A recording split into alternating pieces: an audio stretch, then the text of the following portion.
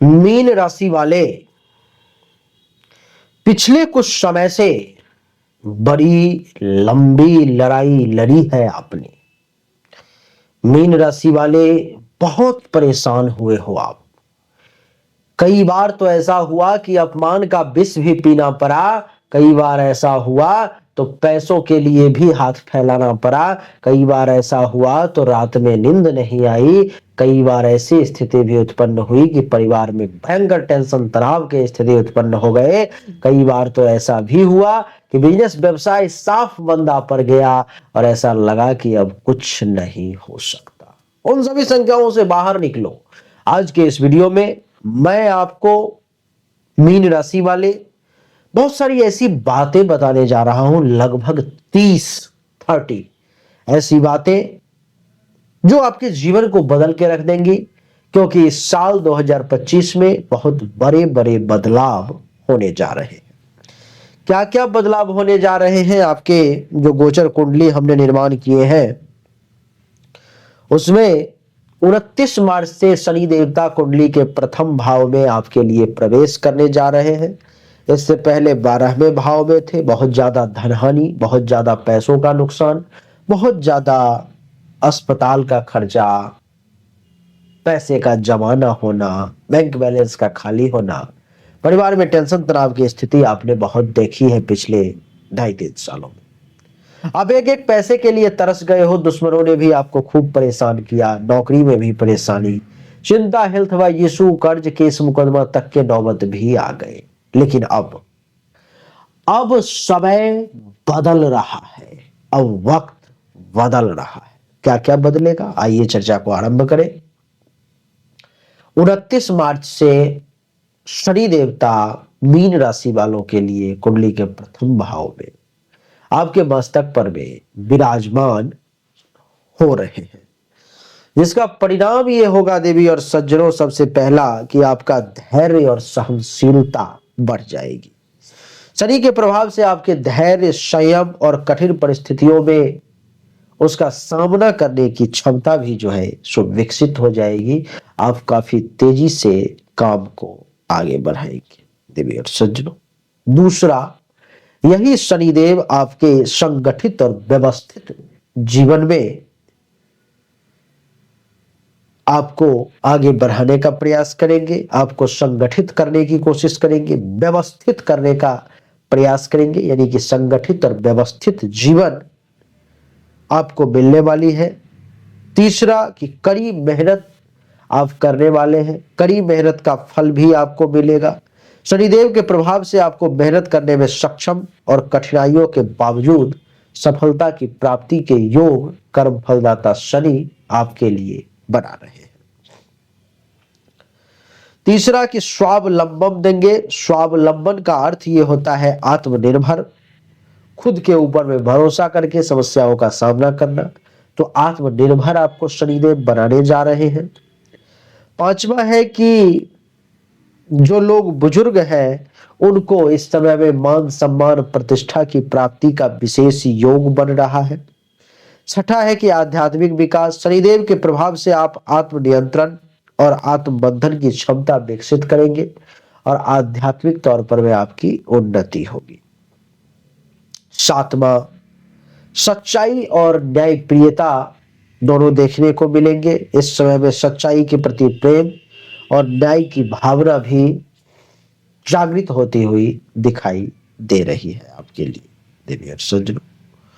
8वें number पर में है दृढ़ नायकत्व। यानी कि शनि का प्रभाव नेतृत्व क्षमता को मजबूत बनाएगा और आपके व्यक्तित्व में वृद्धि होगी। आप मार्गदर्शन कर पाएंगे दूसरों को और लीडरशिप क्वालिटी भी इस समय में 29 मार्च के बाद आप में बढ़ने वाली है। स्वास्थ्य भी अच्छा रहेगा, जीवन पर आने वाले संकट भी दूर होंगे। 10वां, विवेक और समझ। शनि के प्रभाव से आपके विवेक और समझ का विकास होगा, जिससे फैसले लेने में संतुलन और परिपक्वता विशेष तौर पर में देखने को मिलेगी। शनि के बाद मंगल की बात करेंगे। मंगल कुंडली के चौथे भाव में आपके लिए विराजमान है। मंगल का कुंडली के चौथे भाव में विराजमान होना मीन राशि वाले, सबसे पहला तो आपको शक्ति और आत्मविश्वास में विकास होगा, जिससे आप किसी भी मुश्किल स्थिति का सामना बहुत आसानी से कर पाएंगे। दूसरा है घर की सुरक्षा और सुधार। यह स्थिति घर की सुरक्षा, साज सज्जा और सुधार की ओर आपको प्रेरित करेगा। आप अपने घर को मजबूत और सुरक्षित बनाने के लिए कुछ भी करेंगे। तीसरा है स्वाभाविक नेतृत्व क्षमता। मंगल के प्रभाव से आप में नेतृत्व की क्षमता और दयालुता दोनों बढ़ती हुई प्रतीत हो रही है, जिससे आपके परिवार के भीतर एक मजबूत और सकारात्मक प्रभाव बढ़ता हुआ भी दिखाई देगा। चौथा है परिवार के प्रति स्नेह और समर्पण। चौथे भाव में मंगल के बैठने के कारण आपका परिवार के प्रति स्नेह और गहरी लगाव, स्नेह पैदा करेगा, जिससे घरेलू जीवन में सुख शांति विशेष तौर पर देखने को मिलेगी। पांचवा है सामान्यतः अच्छा स्वास्थ्य। मंगल के कारण ऊर्जा बढ़ेगी, ताकत बनी रहेगी, जिससे शारीरिक स्वास्थ्य भी आपका बहुत अच्छा रहेगा। छठा है आर्थिक समृद्धि।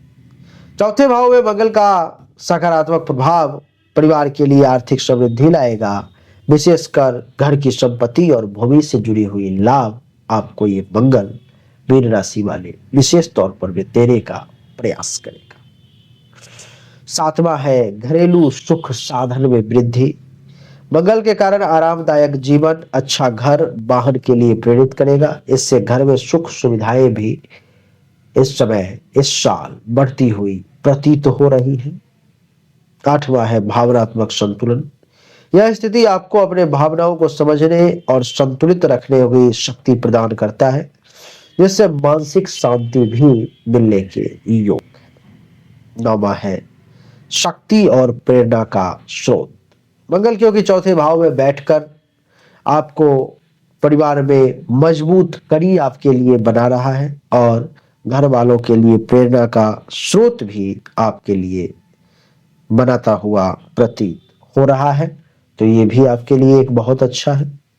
10वां है शादी के बाद, जिसका शादी हो चुका है अथवा जिसका नहीं हुआ है, होने वाला है, तो शादी के बाद आपके पारिवारिक जीवन में विशेष तौर पर भी ये मंगल खुशहाली देने जा रहा है। वैवाहिक जीवन सुखमय रहेगा और परिवार में सामंजस्यपूर्ण वातावरण बनी रहेगी। देवी सज्जनों, हालांकि मंगल का चौथे भाव में बैठना कुछ मामलों में उग्र और आक्रामक व्यवहार भी पैदा कर सकता है, इसलिए थोड़ा सा गुस्से पर में काबू भी बनाकर रखें। बात करेंगे देवगुरु बृहस्पति की। देवगुरु बृहस्पति भी कुंडली के चौथे भाव में ही 14 मई से मिथुन राशि में विराजमान है। इसका प्रभाव क्या होगा? इसका प्रभाव ये होगा कि घर में सुख शांति और समृद्धि में वृद्धि के योग बनाएगा। बुद्धिमत्ता और समझ में भी आपकी देवगुरु बृहस्पति खूब वृद्धि करेंगे।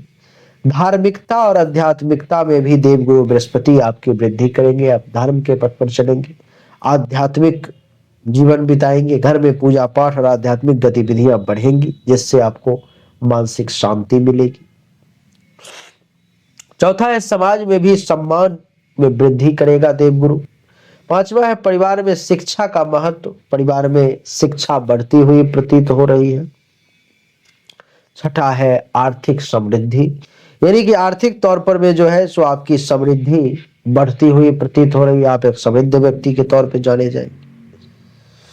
सातवां है भावनात्मक संतुलन। भावनात्मक तौर पर में भी काफी संतुलित रहेंगे, इस समय मजबूत रहेंगे आप। आठवां है कड़ी मेहनत का आपको पुरस्कार इनाम मिलेगा, जिसके बदौलत जो है अपनी मेहनत की बदौलत आप बड़ी सफलता को प्राप्त करेंगे। नौवां है मानसिक शांति मिलेगी और परिवार में खुशहाली के साथ समय बिताओगे।